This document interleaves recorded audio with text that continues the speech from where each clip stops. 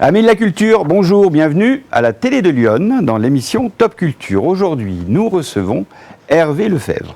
Alors Hervé Lefebvre, il a un parcours particulier. Il est plasticien, dessinateur, peintre et disquaire. Vous allez savoir pourquoi. Alors il n'y a pas d'émission sans invité, c'est sûr. Il n'y a pas d'émission non plus sans régie. Et aujourd'hui, à la régie, nous avons Damien et nous avons Célestin. C'est parti.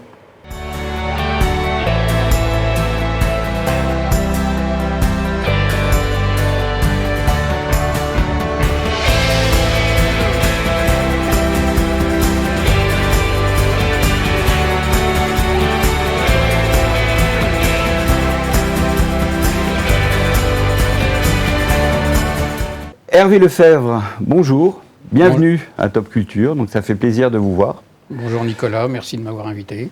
C'est un petit peu quelqu'un que nous connaissons tous les deux, qui m'a parlé de vous aussi. Donc c'est Guy Talva, je suppose, que j'ai rencontré lors d'une exposition à Villeneuve-l'Archevêque et qui m'a demandé de faire un travail pour illustrer donc, ce livre. Voilà. Et les président donc, du patrimoine de la vallée de la Vanne. Et donc, il m'a demandé de réfléchir sur le cheminement de la Vanne et de lui réaliser un tableau. Voilà. Et ce tableau, il est où alors ? Alors, ce tableau, il est là. Non, je l'ai offert. Ce tableau, bon, j'allais pas le mettre dans ma salle à manger. Ouais. Et je me suis dit, à la naissance de la Vanne, c'est là où il est le mieux. Donc, la naissance de la Vanne étant à Fontvannes. Donc je l'ai donné au village de Fontvannes. Il se trouve exposé à la mairie de Fontvannes. Voilà, et donc là il est exposé ici. Je l'ai emprunté. Ah voilà. Et alors il a un parcours particulier ce tableau. Il a une histoire aussi, c'est une commande. Alors cette histoire, oui, c'est une commande de Guy Talva. Et donc moi j'ai pris mon bâton de pèlerin et j'ai commencé à suivre un petit peu la Vanne. Et puis apprendre un petit peu cette eau.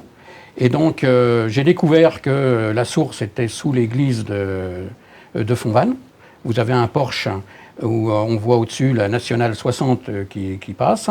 Et donc, cette eau vient de l'église et vient aussi d'une auberge, un restaurant auberge, là. D'ailleurs, je vous conseille d'aller y manger, c'est délicieux. Et en plus, j'expose des tableaux, là, dans cette auberge.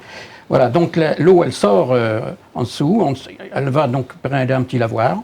Puis après, donc elle chemine, bien sûr, elle fait à peu près 60 km avant d'arriver, donc de se jeter dans l'Yonne, au niveau de Sens. Et avant, donc, entre Foissy et Pont-sur-Vanne, vous avez donc l'aqueduc, j'ai représenté l'aqueduc, où on commence à pomper à peu près 20% de l'eau de la Vanne pour alimenter donc Paris. C'est pour ça qu'on voit donc l'aqueduc. Ensuite, on voit un aqueduc aussi, c'est Sens. Et puis, vous avez Montsouris. Montsouris, c'est juste à l'entrée de Paris. Et c'est là que vous avez des gros bâtiments comme ça. Alors, je suppose que c'est des grosses pompes, peut-être des filtrations, je ne sais pas, je n'ai pas visité. Et ça distribue donc l'eau à Paris. C'est pour ça que j'ai représenté la Tour Eiffel. Alors, on ne va pas dire comment vous avez fait ça pour l'instant. On verra ça pour la fin de l'émission. Mais alors moi j'ai vu vos tableaux. D'abord on dit comment ? On dit tableau, on dit dessin ? C'est des tableaux, au lieu que ce soit des tableaux sur toile, c'est des tableaux sur tôle d'inox. Voilà. Toile d'inox, voilà. Bon, c'est pas un pinceau, c'est pas un crayon. Mais vous avez fait, alors dans votre parcours, vous avez fait 3 CAP. Comment est-ce qu'on fait 3 CAP ? Oui, j'ai passé. Déjà, j'ai fait un apprentissage de 3 ans pour être ajusteur. Ensuite, j'ai passé 1 an en plus en cours du soir et puis en travaillant, bien sûr. Cours du soir, j'ai fait 1 an pour être tourneur. J'ai rajouté 1 an, ce qui fait 5 ans pour un CAP de fraiseur. Et après, j'ai passé un BP. Et après, j'ai eu le service militaire. Et comme ça ne me suffisait pas, j'aime bien... donc, j'ai passé un CAP de dessinateur industriel par correspondance avec l'école de Vanves. Ouais, et ça, ça a pris 10 ans quand même, c'est ça ? Non, les 10 ans, c'est après. Après, j'ai travaillé pour être technicien. J'ai fait 10 ans ensuite au CNAM, c'est ça. Au Centre national des arts et métiers, en cours du soir et le samedi matin aussi. Alors pourquoi 10 ans ? C'est pour arriver à un niveau de BTS supérieur. Et pourquoi 10 ans ? Parce que moi, je n'avais pas le niveau de maths correspondant, je n'avais pas fait de chimie. Donc j'ai eu 2 années de préparation pour la chimie et puis 2 années d'université en maths. Et après, donc, j'ai continué la branche de physique au CNAM. Voilà. Et donc après, ça m'a permis d'être technicien dans les Et alors, vous établissements. faisiez passer des tests à des gens, des tests sur l'orientation spatiale, comment ils se situaient dans l'espace, c'est ça, peut-être? Bah oui, Quelque je chose faisais près passer, ça c'est à la fin de ma carrière. J'étais donc responsable sur l'Est de la France où je faisais passer des tests d'embauche. Alors c'est des tests psychotechniques. Et effectivement, dans ces tests psychotechniques, si on veut embaucher un dessinateur, il faut avoir des aptitudes en une bonne vision spatiale, c'est-à-dire voir bien en 3 dimensions. Comment on fait ça avec des... Alors c'est avec des cubes, avec des dessins. Il faut on fait ça en assembler maternelle, moi rapidement. j'ai fait ça en maternelle. Hein. Oui, peut-être un peu plus compliqué, mais oui. J'espère. Hein. Mais voilà, puis après, il y a la notion de temps, il faut voir la vivacité d'esprit. Voilà. Ah oui, donc là, c'était pas possible, c'est sûr. Et donc, alors, votre technique, dans tous les CAP, vous avez, quand j'ai dit tout à l'heure que vous étiez disquaire, c'était bien sûr un jeu de mots, mais comment est-ce que c'est possible d'être disquaire quand on utilise un disque? Ça peut se dire ou ça se comprend en tout cas? Ça se comprend, mais je ne sais pas si ça se dit, mais bon, on disque effectivement le métal, puisque je travaille avec une disqueuse, équipée d'un disque, alors de plusieurs disques, ça peut être un disque à découper, un disque à meuler ou un disque à poncer. Voilà, c'est une technique particulière, moi j'ai découvert ça sur Facebook, j'ai trouvé ça vraiment génial, magnifique, donc c'est pour ça aussi que je me suis intéressé à votre travail. Et alors les photos de tout ça, on en parlera aussi un petit peu tout à l'heure, parce que ça ne doit pas être évident de prendre des photos sur inox. Comment est-ce qu'on a l'idée de travailler l'inox et avec une disqueuse? Parce que c'est pas tout le monde ça quand même. Alors la disqueuse, j'ai vu à la télévision quand j'étais jeune, comme je faisais du dessin je dessine depuis l'âge de 9 ans, j'ai vu à la télévision des personnes qui faisaient, ça faisait des étincelles, ils travaillaient au chalumeau, ils travaillaient à la disqueuse. Donc je l'ai vu pratiquer à la télé. Pas forcément sur inox, mais sur l'acier. Et pourquoi l'inox? Tout simplement parce qu'il y a 13 ans, avant je faisais de la peinture, et j'ai un ami qui est venu avec une crédence de cuisine. Ça faisait 10 ans qu'il l'avait dans son garage. Et au bout de 10 ans, sa femme elle a décidé de monter une crédence en verre et non pas en inox. Donc il est venu avec cette crédence, il voulait s'en débarrasser, il me dit est-ce que tu la veux? Et moi ça m'a réveillé ce que j'avais vu étant jeune à la télévision. Je me suis dit tiens, j'ai un chez moi, j'ai un sous-sol, j'ai une disqueuse, je l'ai pratiqué en plus dans mon métier. Je me suis dit je vais associer ma vie professionnelle, c'est-à-dire la disqueuse, plus le dessin. Parce qu'en fait, c'est essentiellement du dessin. Vous vouliez absolument faire... votre père était cheminot, c'est ça, pardon, ou chef de gare, excusez-moi. Oui, enfin... Et donc vous pouviez voyager assez facilement. Alors là, est-ce que ça a joué tout ça? Oui, ça a joué pour le dessin. Parce que, comme on ne payait pas le train, on partait avec le sac à dos et les casse-routes, on allait à Paris. Et à Paris, quand je passais devant le Grand Rex, il y avait des affiches de cinéma superbes, des affiches de cow-boys. Et toutes ces affiches étaient dessinées, ce n'étaient pas des photos, contrairement à maintenant. Et donc, moi, étant gamin, ça m'avait subjugué. Je me suis dit, je veux être dessinateur d'affiches de cinéma. Bon, mes parents se sont renseignés, mais ça a été vite... comme une passion, quoi, au départ. C'était une passion, voilà. Alors, vous nous avez apporté quelques photos de vos œuvres. Et on va les passer, vous allez nous décrire un petit peu comment vous faites, la technique, enfin, vous parlez du tableau en question. Si on peut voir, il y avait un héron. Oui, alors. Un héron, pas petit, ni tapon, allez-y. Alors le héron, effectivement, c'est le travail que j'ai commencé au début, c'est-à-dire qu'il n'y avait pas d'apport de peinture, pas d'apport de... on verra après, il y a d'autres apports. C'est brut du travail direct sur l'inox. Ça, c'est avec une disqueuse? C'est qu'avec la disqueuse, avec des disques différents. Par exemple, pour les roseaux, vous voyez une tige fine, ça se fait avec le disque à découper, c'est-à-dire les mécaniciens, ils utilisent un disque à découper pour découper la barre de métal. Et donc, quand ils sont tout neufs, les disques, ils ont une arête très fine. Et on arrive à faire des cheveux, comme ça, des chevelures, ou la barbe d'un pêcheur, ou des roseaux.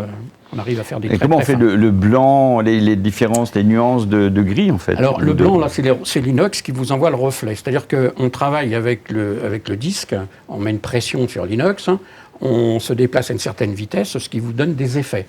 Et ces effets, après, c'est la lumière, parce que l'inox prend la lumière et vous la renvoie. Enfin, surtout les zones qui ont été travaillées. Mais il faut travailler aussi dans des angles différents. C'est pour ça que chez moi, j'ai un chevalet tournant, enfin j'ai un plateau tournant, pour que les angles d'attaque soient totalement différents. Et plus on a d'angles d'attaque différents, plus on a de reflets par la lumière ou par le... Mais en fait, on n'a pas le droit à l'erreur, là. C'est un petit peu Alors, comme l'encre de Chine, comme disait Gainsbourg, c'est ça, hein, on n'a pas le droit, on fait un dessin, paf, on n'a pas le droit à l'erreur. On n'a pas de gomme. Voilà, Alors si c'est dans les plumes, c'est pas un problème, mais c'est vrai que si on arrive sur le bec ou dans la zone du cou, bon, bah, c'est difficile à rattraper. Alors, j'imagine que le tableau doit évoluer en fonction des lumières, en fonction de l'endroit où on se place pour le regarder. Oui, il évolue avec, dans la journée. Hein, ça, c'est comme les peintres qui font le même tableau, mais qui le font le matin, qui font le midi, qui font le soir. Hein, c'est avec des couleurs totalement différentes. Et bien là, le tableau, dans la journée, si on l'accroche, le matin, on voit des zones qui brillent. Le midi, oui, on en voit des autres. Et le soir, encore d'autres. C'est-à-dire, bah, ça bouge en fonction de la luminosité, quoi. Et ce qui est remarquable aussi, c'est que quand on met la télévision en face, la télévision, elle émet beaucoup de couleurs dans une pièce. On ne s'en aperçoit pas. Mais le tableau qui est en face, lui, prend la couleur et vous la restitue. Oui. Ce qui fait que il change. Si c'était le héron, bah, il passerait du rose au vert, au bleu. Voilà. Donc ça, c'est un des premiers, on va dire. C'est un des premiers. Un des premiers. C'est ce que je faisais au début, oui. Et donc, il y a une évolution. On va essayer de faire un peu chronologiquement dans un autre tableau. Combien de temps de travail? Là, par exemple... Là, le héron, il faut compter avec les finitions et tout, 2 jours. Ah ouais, ok. Donc ça, c'est un tableau un peu spécial, puisque vous m'avez dit que votre père était... Oui, là, c'est un souvenir. J'ai baigné dans le chemin de fer, effectivement. Qui n'était pas amphibie, hein, c'est quand même pas mal, hein, c'est un beau... Ouais. Donc, voilà, c'est une locomotive. Si vous connaissez un peu la gare de Troyes, ben, c'est l'armature de la gare de Troyes. C'est un train qui rentre en gare. Et sur le quai, donc là, vous avez de la sculpture. Donc là, je fais un apport de sculpture. C'est des sculptures en étain. Qui sont collées après dessus? Que je colle après. Et ça a été réalisé avec de la cire d'abeille. Ah oui. C'est-à-dire qu'au départ, on fait du moulage à la cire perdue. Hein, c'est très ancien. Hein, et puis on casse le moule, on récupère, on coule l'étain dedans, et puis on récupère... Mais vous avez déjà rencontré des gens qui faisaient le même genre de tableau? Non, j'ai jamais vu de tableau. Moi non plus. Non. Non.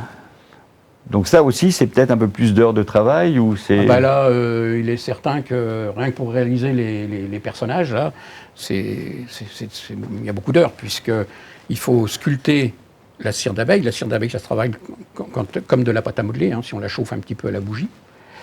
Et donc il faut faire les personnages exactement comme là. Après, il faut le mettre en suspension dans une boîte en carton, il faut couler le plâtre. Après, il faut faire fondre, une fois que le plâtre est sec, il faut faire fondre la cire, ça fait une cavité, hein, le personnage. Après, il faut faire chauffer l'étain, il faut couler dans le plâtre. Après, on casse le plâtre pour récupérer la pièce, il faut la nettoyer, il faut la brosser, et puis la polir, et après la coller. Oui, c'est assez long. C'est un tableau qui est assez long. Et les dimensions, parce que là, on ne se rend pas compte. Celui-là, il fait 1,50 m de long. Ah ouais, quand même. 1,50 m par 90, je crois. Là, je vois que c'était l'évolution a été aussi dans les couleurs. Alors, j'ai rajouté un petit peu de couleur. C'est compliqué de fixer une couleur dessus. Il y a une technique particulière, non? Alors, la couleur, on ne peut pas prendre... Pas tout révéler, hein? Ouais, on ne peut pas prendre n'importe quelle peinture. Hein, donc, c'est une peinture spéciale. Et pour qu'elle tienne, il faut travailler l'inox. Si on met la peinture sur une zone qui n'a pas été travaillée, qui est unie, la peinture ne tiendra pas. C'est imperméable, en fait. Voilà. Aussi. Oui, c'est ça. Tout. Ça glisse. Okay. Est-ce qu'on peut inoxydable passer... et imperméable. Ah oui. Est-ce que ça rouille? Normalement, non. Hein? Voilà. Non. Donc c'est bien. Ça peut... J'utilise du véritable inox. Hein, il n'y a pas de ferrite. Ah, d'accord. Voilà. Ok, donc ça peut Mais être c'est bon. en extérieur. Ça faire peut être des... en extérieur. Alors voilà, là d'un coup, Alors là, qu'est-ce c'est qui une s'est autre, passé là oui, c'est une autre évolution. Là, c'est pareil, une tôle d'inox, mais il y a un ovale qui a été découpé et j'insère une toile. La tête de cheval, c'est une peinture à l'huile que vous avez fait que aussi j'ai faite, ouais, enfin, comme je faisais de la peinture avant. Et Alors donc, ça, vous je avez l'ai fait le tableau représentant le portrait du cheval, à part. et vous avez collé aussi vous l'avez Et je collé l'ai mis derrière. Non, il est immobilisé là au niveau de l'encadrement. Hein, la toile, elle fait en fait la dimension de la plaque d'inox, et la toile se trouve immobilisée entre la plaque de fond et puis la tôle d'inox. Ah oui, ah ouais. Faut dire. Alors ces couleurs jaunes, ça ressemble aux abeilles peut-être, non? Un petit peu? Alors là, non, là il y a un petit défaut de photo, hein, parce que c'est pas si jaune que ça, mais c'est une petite couleur dorée. Mais là, c'est un peu accentué. Voilà. Mais la photo, on ne fait pas forcément toujours ce qu'on Et veut. ça, c'est vraiment dans l'évolution. À chaque fois, vous... Oui, il y a Bon, l'évolution, je reviens un petit peu en arrière aussi, hein, mais voilà, c'est des créations nouvelles. Et vous faites un tableau tous les combien, à peu près? Je travaille pratiquement tous les jours. Ah ouais, ouais. Il n'y a pas de secret. Non. Bah, voyons le prochain alors. Et puis quand on aime, Oui, absolument. on ne compte pas. Bah, c'est une passion, hein, c'est pas... Alors là, c'est une autre technique. Là, c'est de la découpe. J'ai découpé donc la tôle aussi, hein, au niveau donc de la fenêtre, hein, et puis des bougies. J'ai découpé et c'est du vitrail qui se trouve derrière. Donc les couleurs, c'est... Ah du oui, vitrail, le vitrail, c'est c'est de l'émail, non? Ou carrément, Non, c'est du vitrail. Là, au milieu. là c'est carrément du vitrail, c'est le Tiffany. Enfin, du Tiffany, du petit vitrail. C'est un C'est pas le sacré boulot, vitrail hein. avec La dimension du tableau? Bah, la dimension du tableau, ça fait 80 par 50, je crois. À peu près ça, la largeur. Ouais. Eh ben, ça tombe bien, on va maintenant accueillir, on va faire un petit break, on va accueillir une chroniqueuse qui vient, Claire Marin, qui vient vous faire une petite surprise. Voilà, avec sa chronique qui s'appelle La parole de l'être.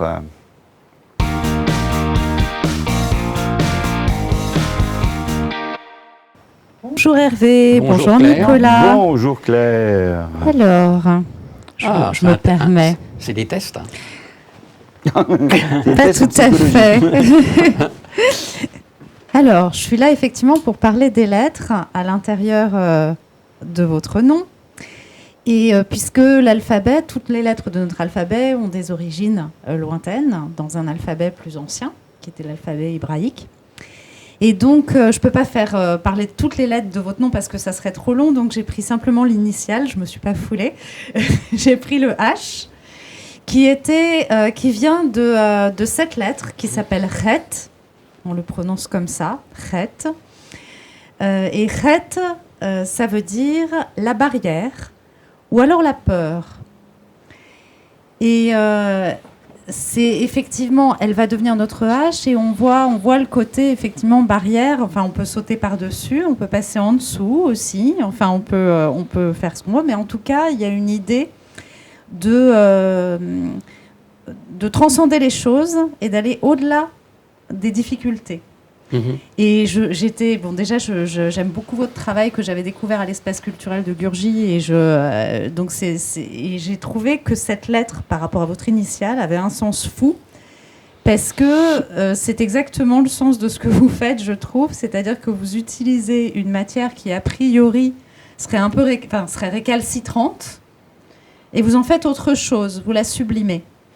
Et c'est tout à fait le sens profond de cette lettre, parce qu'elles ont, en fait, dans l'alphabet de nos ancêtres, chaque lettre a un sens, d'où l'intérêt, parce que nos noms, on peut les regarder d'une autre manière, c'est-à-dire dans leur intimité. Et donc ce H, ce qui va devenir notre H, c'est vraiment ce qui nous permet de transcender la réalité, mais en même temps de plonger aussi dans la vie. Et donc, en langue hébraïque, cette lettre, c'est l'initiale du mot « vie ». Justement. Donc c'est la façon dont on va travailler la matière, dont on va vivre nos vies, traverser nos vies et en créer autre chose par rapport à des contraintes. Donc c'est une contrainte de départ, mais qu'on dépasse. D'accord. Donc ça peut être d'où le fait que voilà, elle peut vouloir dire la barrière ou la peur dans cette langue. Et je trouve ça très... Enfin, j'écoutais tout ce que vous disiez et connaissant effectivement votre travail. Par contre, je connaissais peu votre parcours, que je trouve tout à fait incroyable. Et c'est une lettre qui vous va très très bien, je trouve. Bien voilà. Voilà, messieurs, pour la lettre du jour. Moi, ce que je trouve qui lui va très bien, c'est ses chaussures, parce que je l'ai remarqué tout à l'heure, avec l'inox. Tout de même, j'ai pas fait exprès. Donc c'était une intuition. Pourtant vraiment, je savais qui j'allais retrouver. Mais je me demande si ça n'a pas été fait exprès. Ou en tout cas, c'est mon inconscient qui l'a fait exprès. C'est des chaussures en inox? C'est des chaussures Hervé Lefebvre. D'accord. Je sponsorise par les pieds le travail d'Hervé. Il faudrait les signer alors. Oui. Je veux bien. Hein? Ça, elles vaudront beaucoup plus cher que ce qu'elles valent là. Hein. Alors que une et pas l'autre. D'accord. Ça serait. Ça me va, être jugé. Moi, je vous ai signé. C'est votre. Merci beaucoup. Évidemment, elle vous appartient. Eh ben, je vous remercie. Elle est à vous. Merci Claire. Alors, on retrouve tout sur ton site. Oui, sur mon site, donc www.clairemarin.net. Voilà, bravo. Il y a tout. D'accord. À très bientôt. C'est moi qui Merci, vous remercie. Merci Claire, à bientôt. Gentil. À bientôt. La parole de lettres.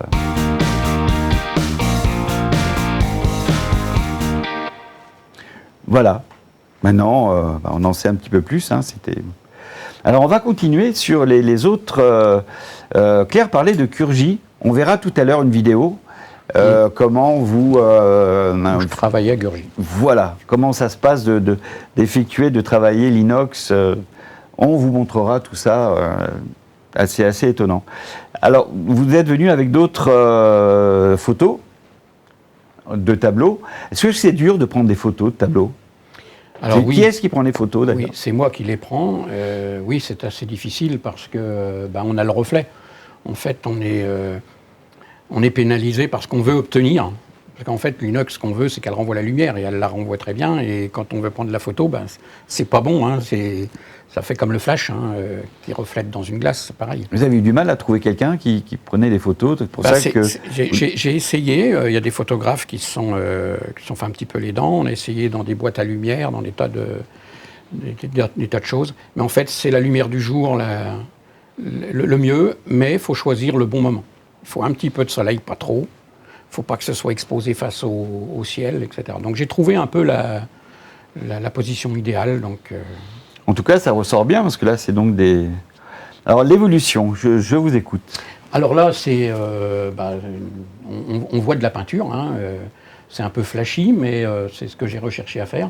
Et là, donc, c'est une peinture un peu spéciale, c'est de l'émail à froid, et que j'utilise pour faire ressortir des points particuliers. Donc, il y a des gens qui aiment bien ce style, d'autres qui moins. Mais bon, ça agrémente un petit peu, et puis ça donne un petit peu de vie au tableau. Est-ce qu'un tableau comme ça reste dans le temps? Il y a un entretien à prévoir? Ça ne bouge pas, comme on le disait tout à l'heure, c'est inoxydable. Alors c'est inoxydable, mais par contre, quand on le touche avec les doigts, on a la transpiration, elle tâche. Alors pour le nettoyer... Prendre des gants alors? Alors moi je prends des gants, oui, j'utilise beaucoup de gants. Par contre, ça m'arrive de prendre la tôle sans gants, et dans ce cas-là, j'utilise du Witte Spirit ou du produit à vaisselle, si c'est pas trop taché. Et ça s'en va sans aucun problème. Même sur la peinture, on peut passer, nettoyer. Très bien. Après un chiffon doux, et ça... Magnifique, encore une fois. Et l'idée, quand vous faites un tableau comme ça, l'idée, vous l'avez au départ, ou vous laissez guider par... J'ai quand même souvent... l'idée me vient avant. Vous les dessinez avant ou pas? Alors, je dessine, sauf ce qu'on va voir à Gurgy. Je suis parti en direct. On verra. Voilà, on verra. Mais en principe, oui, je fais comme un peintre, comme un dessinateur. Vous avez une toile. Si on fait un oiseau, il ne faut pas le faire trop grand. Donc, on implante son dessin. Et la difficulté de l'inox pour implanter le dessin, c'est qu'il n'y a pas grand-chose qui s'inscrit dessus, qui tient. Le crayon, ça ne tient pas, la craie non plus, les feutres alcoolisés, ça ne tient pas. Donc il n'y a que le gros feutre qui est indélébile, là, qui sent assez mauvais, qui est assez grossier, hein, parce qu'on fait des gros traits avec. Mais ça me permet quand même d'implanter mon dessin et ça m'aide aussi, ça me guide pour poser mon disque. Hein. Ah, d'accord, oui. D'accord. Une fois que le disque il est posé, moi après je dessine. On va voir un peu plus rapidement les autres pour pouvoir arriver à... Voilà, une petite... c'est quand même, il y a beaucoup de travail là aussi. Hein. Alors là, c'est une maison qui se trouve dans le sud, au bord de la Méditerranée. Où ça? À Beaulieu, je crois. On est à Beaulieu. C'est une commande. Beaulieu-sur-Mer. Ouais, c'est une commande, ça. Hein, et donc, effectivement, donc, il y a de la pierre, il y a un peu de travail. Et puis, Je vais passer mes vacances là-bas. C'est vrai hein? C'est la villa Kyriaos, je crois. Je ne sais plus comment elle s'appelle. Et puis, donc, j'ai mis un petit peu de couleur parce que la personne voulait que ça... Il y ait un petit peu de mais pas le bleu. Pourquoi pas le bleu? Il y a des couleurs qui sont difficiles à mettre ou non? Non. C'est juste votre choix? Non, c'est... On a une autre photo. Elles sont toutes différentes les unes des autres. Oui, hein. oui. Alors là, c'est autre chose. En fait, c'est pareil, hein, les fenêtres de bâtiments. Alors c'est une voiture imaginaire dans la ville. Les bâtiments, là c'est le soir. Hein, on voit que les fenêtres sont allumées. Et là, c'est des petits carrés et des rectangles qui sont découpés. Et j'ai mis un plexiglas derrière avec peint à l'acrylique hein, et des petites LED, ce qui fait un tableau lumineux. On a du mal à imaginer, on se dit il fait quoi, 80 par 1 mètre? Celui-là, il fait à peu près 80 par 80, c'est un carré. Ah oui. Ouais, là aussi. Alors là, c'est l'effet vitrail.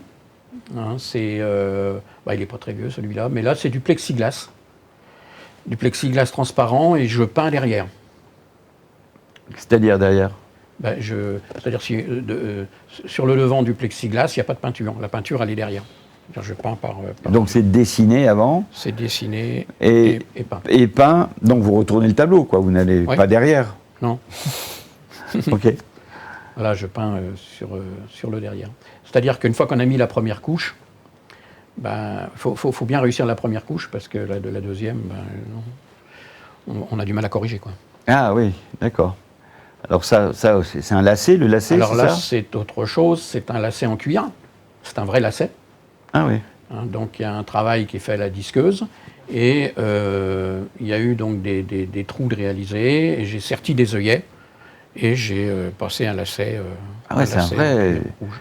Voilà, travail d'imagination. C'est presque un vrai corset. Hein. Ah ouais. Et ensuite, donc, alors en 2020, je crois vous avez amené une photo de 2020. Oui, qu'est-ce qui s'est passé en 2020? C'est pas 2020 encore. C'est pas 2020. Oui, c'est vrai que je m'inspire un peu des événements. Hein. Ça, et là, c'est... Là, c'est une création. Alors là, c'est du plexiglas aussi, mais teinté dans la masse. Hein, ça permet de mettre la peinture plus facilement ou le coloriage plus facilement ou pas? C'est une idée comme ça qui m'est venue. J'ai dit tiens, je vais faire ça. C'est une bonne idée. Et donc j'ai peint dessus et vous avez des projections d'étain. Ce que vous voyez tous les petits ronds là, c'est de l'étain. Ah oui, d'accord. Les cerisiers du Japon. Je voulais faire un truc un peu japonisant. Et donc j'ai projeté de l'étain et vous voyez les branches, c'est des projections d'étain. Et les petites fleurs, c'est des gouttes d'étain qu'on fait tomber plus ou moins haut. Ce qui vous donne la taille différente. Et puis la dernière photo, alors là c'est sur 2020, donc il y a eu quelques passages à vide, on va dire, pour les... On a eu peu d'expos. Oui, il n'y avait pas... Parce que vous avez pas mal d'expos là, pendant qu'on cherche tout ça. Vous avez une exposition, vous avez à Vaudeur le 29 mai et à Sens au mois de juin. Oui. Alors, et puis, il y a aussi Michery, ça c'est Lyon. Et toutes ces infos, on peut les retrouver sur votre site, dont on va mettre les coordonnées, là. Donc, les gens peuvent aller sur le site. Vous faites des portraits aussi, je sais. Donc il y a un onglet, on clique sur portrait et on peut vraiment voir toutes vos œuvres. Oui, parce que voilà. avant d'en arriver là, ça fait 10 ans à peu près que je fais de l'inox. J'ai commencé par le dessin. Par le dessin, hein, les oiseaux, les chevaux, les tenues 1900. Alors maintenant, il est temps, désolé, hein, Ouais. il est temps de regarder la vidéo, comment on fabrique tout ça. Si vous pouviez en même temps nous commenter la vidéo. Donc c'était à Curgy, c'est ça? C'était à Gurgy, il y a 3 ans je crois. Et donc là, monsieur Jean-Luc m'avait demandé donc pendant le vernissage... C'est le maire de Curgy. Qui est maire maintenant, oui, maire de Gurgy. Et qui m'avait demandé donc de faire en direct une pratique. Donc j'ai pris ma tôle d'inox sur un C'était chevalet. dessiné avant? Non, là je suis parti sans aucun dessin. Mais vous saviez déjà ce que vous alliez faire ou pas? Je voulais faire un héron en fait, et puis la tôle est en carré, donc là j'ai fait une poule d'eau. Voilà. D'accord. Ça n'a rien à voir. Le coup est moins long. Et vous aviez un temps défini donc, il fallait pas que ce soit trop long parce que les gens ils attendaient après le discours, ils attendent toujours pour le verre de l'amitié. Et donc j'ai essayé de faire ça assez rapidement. Alors effectivement là on voit le point de tangente du disque sur la tôle, en fait ça correspond à la mine de mon crayon. Après c'est qu'une question de pression, de vitesse de déplacement, etc. Mais bon, devant le public c'est un peu quand même c'est un peu stressant. Ouais, ça met une petite pression parfois dans... Ça met une pression, ouais. Mais bon, c'est quand même, voilà. Ah bah tiens, on voit Claire d'ailleurs. Ah oui, là, du coup je la reconnais. Voilà, elle était là. Elle était là. Eh bien, c'est passé à une vitesse. J'espère que ça a donné envie aux gens d'aller voir sur votre site, hein, où on va remettre les infos. N'hésitez pas à aller voir sur le site. N'hésitez pas, sur votre site, vous avez marqué les expositions à venir. Oui, il y a vous remettez ça à jour souvent. Je remets à jour. Ouais.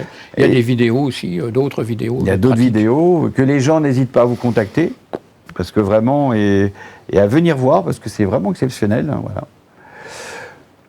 Hervé Lefebvre, merci d'être venu. Eh ben, c'est moi, Nicolas, qui te remercie pour... Et puis, je vous dis merci d'être fidèle, et puis à la semaine prochaine.